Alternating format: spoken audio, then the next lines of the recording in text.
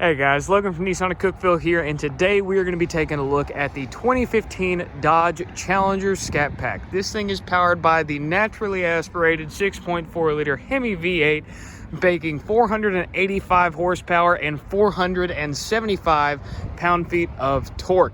This thing has also got the looks to kill as well, sitting on some black Mopar alloy wheels and some Road 1 tires. Of course, underneath those wheels, we have got Brembo disc brakes on all four corners, because with all that horsepower and torque, you do need a way to stop this thing. Now, of course, it is the Challenger two-door coupe, not the Charger four-door sedan, meaning that the back seats and the cargo space of this guy will not mimic your typical, I don't want to say sports car, but this is more of a muscle car, of course. Now, on the driver's side, we do have the driver's side fuel fill. We do have some keyless entry buttons over here on both doors, and of course, they are frameless door panels, so the windows do roll down whenever you open them up. Be aware of that whenever it gets cold outside. Now, of course, up front, we do have the premium Alpine audio system. This thing sounds really, really nice. On the driver door card, you can see we've got some power mirror adjustments, your window adjustments, and of course, your lock and unlock. Over here on the driver's seat, it is a half power, half manual. You've got the power on the slide forward, back, up and down, and power lumbar. And then, of course, like most of your two-door coupes, you're going to have the manual recline. That way, it's very easy to access this back seat. On the seat trim, you can see you've got some leather on the bolstering and then some Alcantara suede on the inside. Of course, we've got the RT stitching on both of those front seats. And then, of course, your steering wheel, you just got the standard Mopar steering wheel. Over here, we do have some power options. We have automatic headlights with the fogs as well. We have dash illumination as well over here and a trunk release. Up front, we've got a hood release. I'm definitely going to go ahead and pull that way we can check out there next. And then, of course, we've got the parking brake release and the parking brake pedal as well. We do have a third pedal down here. These are Mopar's aluminum alloy sport pedals. That way they've got the perfect amount of spacing and they have the wear and tear to hold up to it. Of course, the star of the show, the Tremec 6-speed manual. I'll talk more on that in just a few minutes. Let's go ahead and check out under the hood. So like I said, this is the Scat Pack. It has a 6.4 liter naturally aspirated V8 under the hood, and you can see here it is an absolute beauty of an engine to look at. Now, it is technically an SRT engine, which is the same engine developers for the Hellcat, Hellevent, and all of those cars. Now, right up here, you can see we do have the factory airbox, and the cool thing about this vehicle is, if you look up here at these headlights, this one on the driver's side is an actual pass-through. You can see all the way into the engine bay there, and it's kind of blurry, but you can see right back in here, that is the intake filter for your airbox, meaning this does have an air dam in there, making it just that much more breathable, and you can actually really hear the induction noise on this vehicle. It makes it that much more fun to drive. Of course, the hood's held up by some hydraulic hood struts, so working on this vehicle is very easy if you ever had to, and then of course closing it is just as such. Let's go ahead and pop the trunk so we can look back at the cargo space, and then after that we can take a look at some interior features. Now, clicking that button does just pop the trunk. You do have to lift it up the rest of the way by hand, and of course, once again, held up by hydraulic struts back here, and you've actually got a ton of cargo space. It's not necessarily a deep well, so you do have to lift this up to access things like your battery, an extra little storage area. This does not have a spare tire either, so that is going to be removed for weight savings. Back here, we've got some jumper cables, of course, and the full set of floor mats for the rest of the vehicle. They are all-weather mats as well, which is a huge benefit. Go ahead and close this up, and you can see back here on the duckbill spoiler, we do have a backup camera as well. More on that in a little bit. And of course, the trunk latch button to access the trunk without having to unlock the vehicle first. Back here, you can see we've got the LED tail lights and the dual port exhaust, as well as our host of 4 parking sensors across the back bumper. Let's go ahead and start this thing up.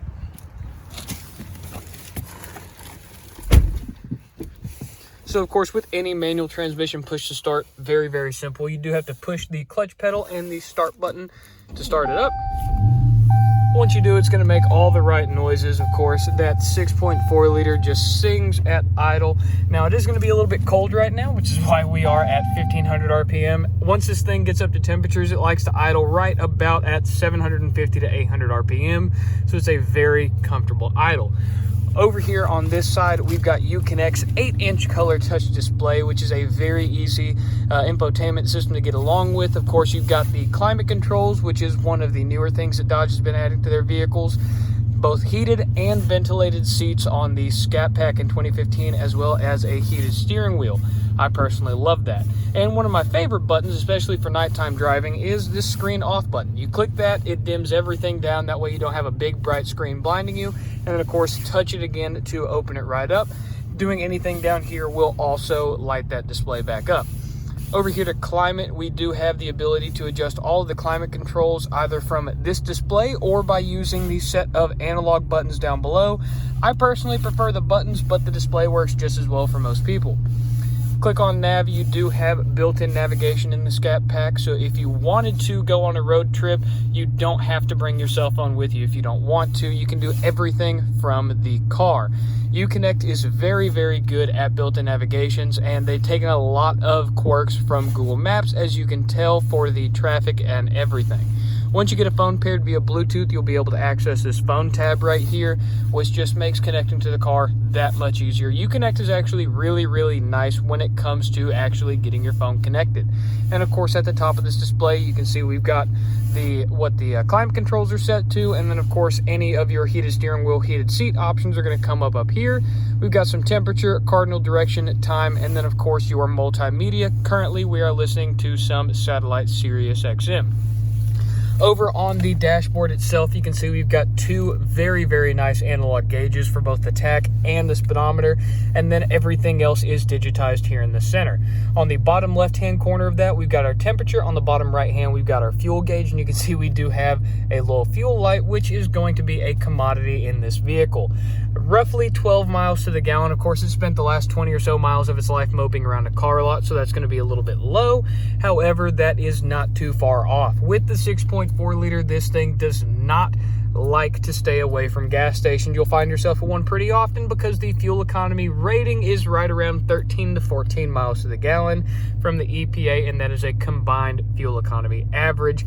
Depending on how you drive it, and if you really open the Scat Pack up, you're probably going to get a little bit less than that, but this thing's about miles per gallon, not miles per gallon, so that's why I'm not going to worry about that too much. Now, of course, on this Uconnect display, you've got tons of different options for what you can have it show you. Now, of course, if we go back up to the top, fuel economy is actually the fourth option. We've got a digital speedometer first and foremost. This is what most people are going to leave it on, but I have another favorite. Of course, we've got vehicle information, which does go and show you a ton of different auxiliary gauges. That way you can more closely monitor what's going on under the hood and with the car itself.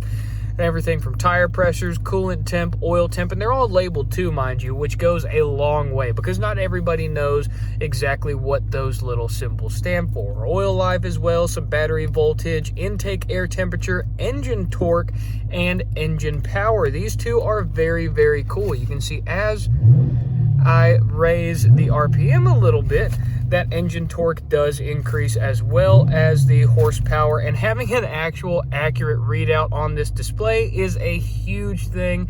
It's not super important, but it does go that extra mile to show you that Mopar really does care about the enthusiasts out there. Going down here to the performance display, we get a very, very cool race and lap timer, both on reaction time, a 0 to 100 timer. If you're drag racing this thing, this is going to be your main display on there. Now, you can see the 0 to 100 timer on here is fairly accurate.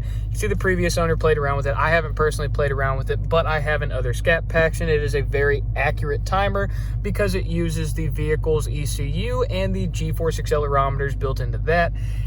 Without getting too sciencey, it knows what to do and it does it well.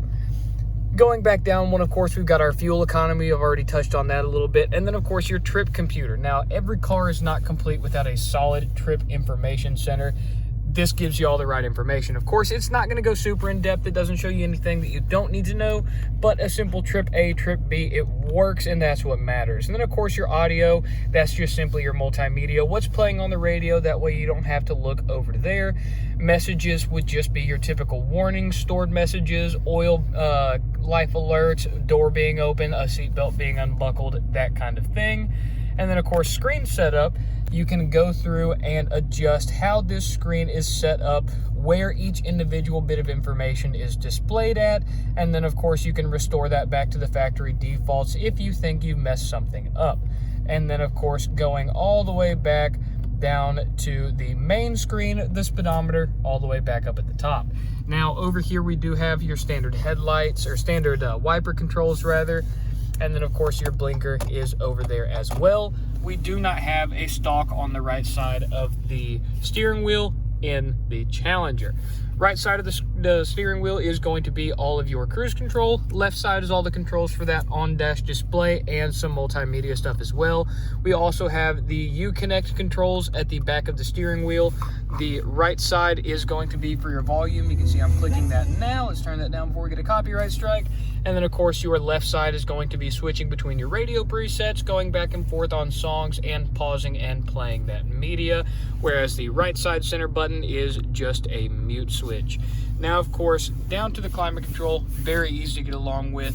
Speed right there, temperature for driver, temperature for passenger, pretty bog standard dual zone climate. Two cup holders that work, two cup holders that work in a sports car with the manual transmission. They did a good job on these.